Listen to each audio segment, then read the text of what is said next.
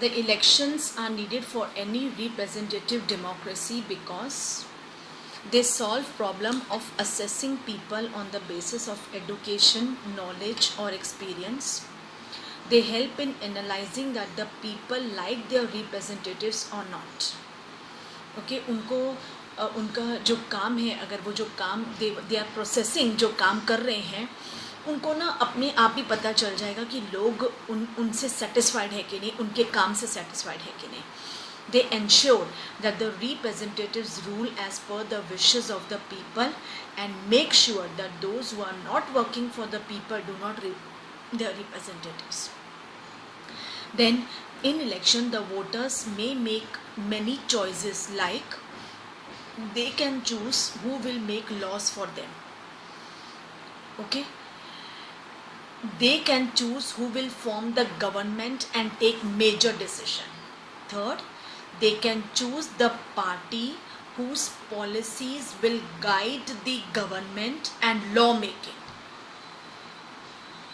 Okay, so the voters may make many choices. Okay कि मतलब कि क्या गवर्नमेंट किस, ऑब्वियस है ना, सब रिप्रेजेंटेटिव से मिलकर ही तो एक गवर्नमेंट बन रहा है. मोदी गवर्नमेंट, वी से मोदी गवर्नमेंट. अब मोदी गवर्नमेंट के अंदर बहुत सारे हज़ारों रिप्रेजेंटेटिव्स हैं, कोई राज्यसभा में, कोई लोकसभा में, सब अपना अपना डिपार्टमेंट है. ऑल ओवर इंडिया को सब अपने अपने तरीके से मतलब कि अच्छे से अच्छा देने की कोशिश कर रहे हैं. But the final decision is taken by the president. Then जैसे इसमें है what is an election, we can say what is an election. Then who invites the new chief minister to take the post, how long a government in India rule. These are the questions अभी तक जो मैंने आपको पढ़ाया है ना. The important questions are what is an election, who invites the new chief minister to take the post, and how long a government in India rule. Okay, then we go to next topic, that is what makes an election democratic. Elections are held in all democratic countries and also in most of non-democratic countries in many way. Elections हर जगह है, whether the country is democratic or non-democratic.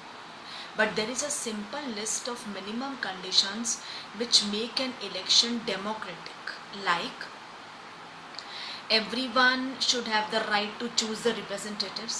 Yes, ज़रूरी नहीं कि एक family में भी कि एक ही आप किसी को, हर किसी, कोई कांग्रेस को देता है, कोई मोदी सरकार को दे रहा है, कोई दैट इज़ यू नो और भी जनता पार्टी है, और भी काफ़ी है.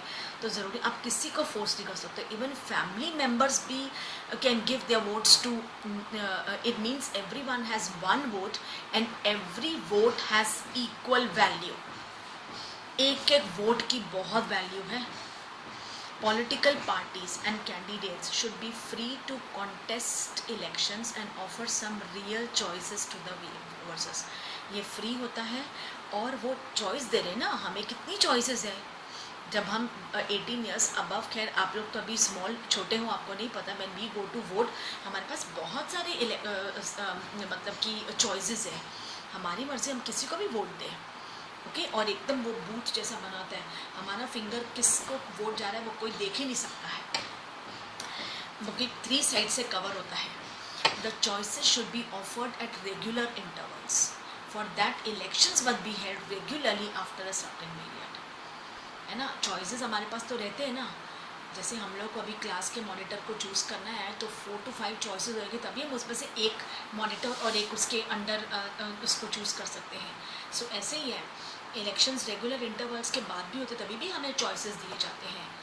ओके, यानी कि 1 या 2, 3, 4, 5, 6, और जब वैसे तो 9-10 इलेक्शंस के चॉइसेस होते हैं. The candidates preferred by the people only should get elected. Elections are conducted in a free and fair manner where people choose their representatives whom they really wish. और elections एकदम free और fair होता है, कोई इसमें नहीं होता है. बिकॉज बहुत ही यू नो क्यू के साथ हमें वोटिंग में जाना होता है. ओके हमारे फिंगर के ऊपर वो डॉट डालते हैं कि हो चुका है, ताकि दोबारा हम कोई आके वोट नहीं कर सके। ये निशान होता है कि आपने वोटिंग दे दिया है। देन आपका वोटिंग कार्ड, आपका नंबर, एवरीथिंग करते करते आपको उस बूथ तक जाना है। Then political competition, elections are all about competition. Without competition, elections would become meaningless.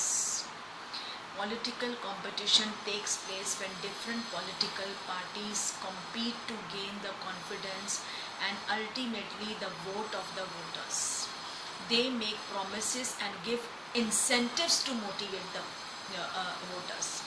You know, कई जगह तो वोटिंग से पहले कुछ एक छोटी सी सेरेमनी होती है जहाँ पे खाना वगैरह रखा जाता है कि आप पर्टिकुलर पर्सन को वोट दो, वो आपके बहुत फिर वहाँ पे वो स्पीच देता है ताकि वो हम पूरे कन्विंस हो जाए कि यस हमें इसी बंदे को वोट देना है, इसको देने के बाद we will be satisfied.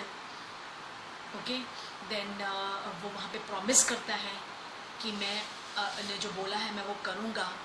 This electoral competition has many demerits, that is disadvantages. Like it creates a sense of disunity and factionalism and party politics in every locality.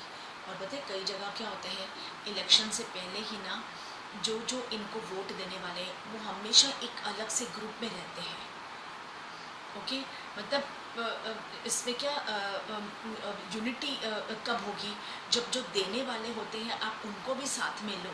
पर वो कैसे साथ में आ सकते हैं, आपको क्या पता वो हमें वोट देगा कि नहीं देगा, है ना।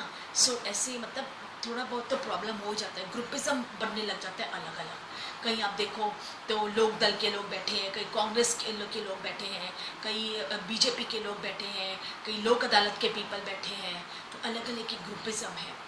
Okay, and party politics in every locality.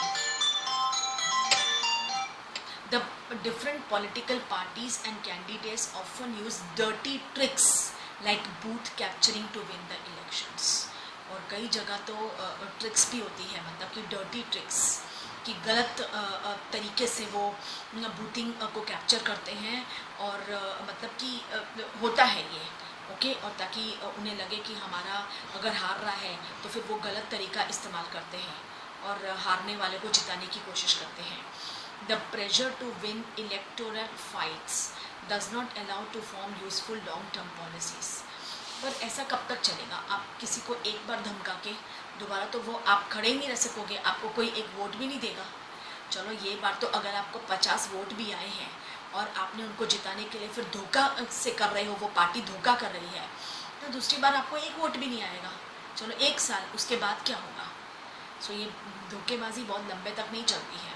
The competition leads to the idea of being dragged into unhealthy competition.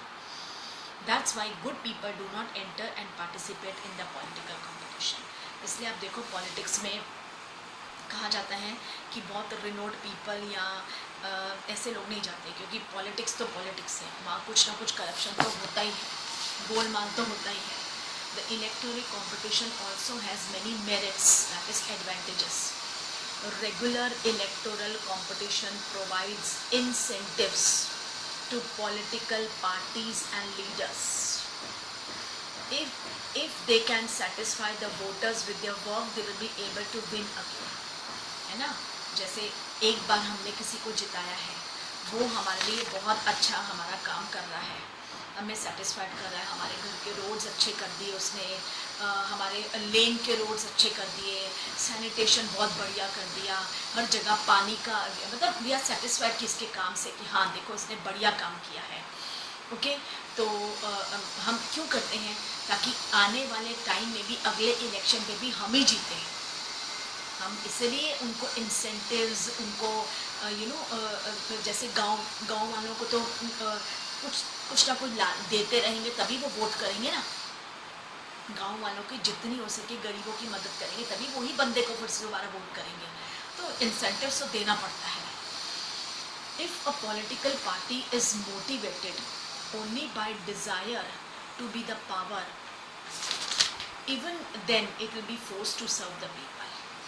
Okay, अगर आप मोटिवेट करोगे किसी पॉलिटिकल पार्टी को, मोटिवेट करोगे तभी मतलब हम भी देखो वो तो करेंगे, हम भी उनको मोटिवेट करेंगे, हम भी उनके साथ खुश होंगे तो वो और भी हम हमारा वर्क करेगा और भी खुश होके हमारे वर्क करेंगे।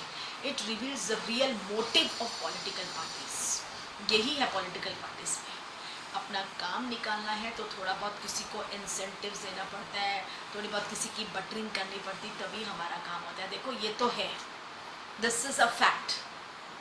चाहे वो कुछ भी हो, बड़ी कंपनी में एम्प्लॉय हो, अपने बॉस को खुश रखने के लिए वो अच्छा काम करके दिखाते हैं, ओवर टाइम्स थोड़ा करते हैं ताकि उनके बॉस खुश हो जाए, उनकी प्रमोशन हो जाए। ये तो हर जगह है, देखो ये तो थोड़ा बहुत तो ये होगा ही, इसमें कोई गलत नहीं है, ये कोई गलत नहीं। आप अपनी मेहनत किसी को दिखा रहे हो तो ये अच्छी बात है। आप अपनी मेहनत किसी को दिखा रहे हो तो अगला भी आपसे खुश होके आपको आगे बढ़ाने की वो देगा, इंस्पिरेशन या इंसेंटिव्स देगा या प्रमोशन देगा। हम अगर हमारे बॉस को हमारे काम से खुश कर रहे हैं तो वो भी हमें इंसेंटिव्स देगा, हमें कुछ ना कुछ मिलेगा। It gives choices to voters to choose among the best. इसलिए वोटर्स को बहुत सारे चॉइसेस दिए जाते हैं ताकि आप इसमें से चूज करो, द बेस्ट को चूज करो, है ना। Now up till here the questions are, state any two demerits, that is disadvantages of electoral competition. Second, what is the cause of disunity and factionalism? Third, what leads to party politics among two parties? Okay, now we go to the next, that is system of elections in India. In India, Lok Sabha and Vidhan Sabha elections are held regularly after every 5 years.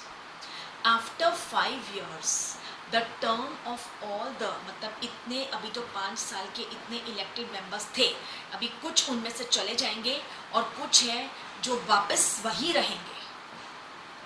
Come to an end. Elections are held in all constituencies at the same time, either on the same day or within a few days. This is known as general elections. उस time election हर जगह होंगे, छोटी Lok Sabha, Rajya Sabha, parliamentary, हर जगह छोटे छोटे उसमें elections होंगे, चाहे एक ही दिन में हो या कुछ कुछ दिन रुक रुक के सब जगह हो, few days के बाद। This is known as general election. Sometimes election is held only for one constituency to fill the vacancy caused by death or resignation of a member. कई बार क्या होता है कि किसी जो बंदा काम कर रहा है पॉलिटिक्स में, उसकी अचानक डेथ हो जाए या अचानक उसने रेजिग्नेशन दे दिया तो इलेक्शंस उसी वक्त करने पड़ते हैं, क्योंकि उनकी जगह में तो किसी को बिठाना पड़ेगा, वरना उनका काम कौन करेगा। देखो जिसका जो काम है वो उसी को होगा ना। सो सपोज किसी बंदे की, देखो अभी डेथ, ये तो बोल के नहीं आती है, किसी बंदे की डेथ हो जाए पॉलिटिक्स में या वो रिज़ाइन दे देता है कोई पर्सनल वजह से या किसी वजह से, सो उसी वक्त इलेक्शंस होते हैं to fill that vacancy. This is known as by election. Okay, then electoral constituencies in India, an area-based system of representation is followed where the country is divided into different areas for purpose of elections. अब देखो India में भी election होते हैं, area based election होते हैं। अब पूरे इंडिया के एक ही दिन इलेक्शन इम्पॉसिबल। आज गुजरात में है, फिर हरियाणा में, पंजाब में, महाराष्ट्र में, देखो एक एक स्टेट भी कितना बड़ा है, तो it is divided into different areas for the purpose of elections. These are called electoral constituencies. Every voter who lives in an area elect one representative. For Lok Sabha election, India is divided into 543 constituencies. The representative elected from each constituency is known as Member of the Parliament, MP. One of the features of a democratic election is that every vote has equal value. For Vidhan Sabha election, each state is divided into specific number of assembly constituencies, and the elected representative of each assembly constituency is known as MLA, that is member of legislative assembly. Lok Sabha में it is known as member of parliament, और Vidhan Sabha that is राज्य सभा में MLA, that is member of legislative assembly. Each parliamentary constituency has within it several assembly constituencies.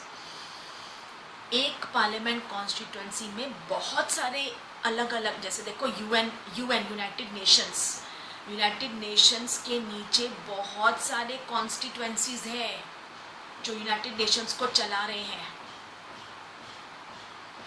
The same principle applies for villages also, panchayat and municipal elections. Each village और town is divided into different wards. पता है wards हमारे भरूच में भी है, जैसे कसक ये एक वार्ड है, जाडेश्वर एक वार्ड है, ओके, शक्तिनाथ एक वार्ड है, पांचपत्ती एक वार्ड है. ऐसे वार्ड में बूथिंग होती है, इलेक्शंस. अब पूरे भरूच में एक ही जगह इलेक्शन नहीं होता है. हमारी ये कसक और जाडेश्वर की इलेक्शन की बूथिंग यहाँ होगी, शक्तिनाथ की उस तरफ होगी, देन लिंक रोड की उस तरफ होगी, ऐसे. सो वार्ड्स है हमारे भरूच में भी, बहुत सारे वार्ड्स है. वार्ड 1, वार्ड 2, वार्ड 11, वार्ड 12 ऐसे है. वार्ड 24 हमारी ये एरिया वार्ड 24 की कैटेगरी में आता है, ये एरिया वार्ड 35 की कैटेगरी में आता है, ऐसे है. Each ward elects one member of the village or the urban local body. Sometimes these constituencies are counted as seats, and each constituency represents one seat in the assembly. For example, when we say that लोक सभा ने, मैंने आपको बताया था ना वो हरियाणा का, लोक सभा में 60 सीट्स से जीत गई थी ना लोक दल. It means that the candidates of लोक दल वन इन 60 असेंबली. 60 सीट्स यानी 60 असेंबली, एक असेंबली में एक seat. 160 assembly constituencies in the state, and thus Lok Dal had 60 MLAs in the state assembly. एक असेंबली में एक सीट, तो 60 जीते तो 60 असेंबलीज में डिफरेंट रिप्रेजेंटेटिव्स हैं, ऐसे होता है. Okay students, so I will continue in my next class from the topic reserved constituencies. Same lesson, civics का lesson 4, but we will continue in my next coming class, that is from reserved constituencies. So with that, I wind up my class here. Thank you to all. Take care.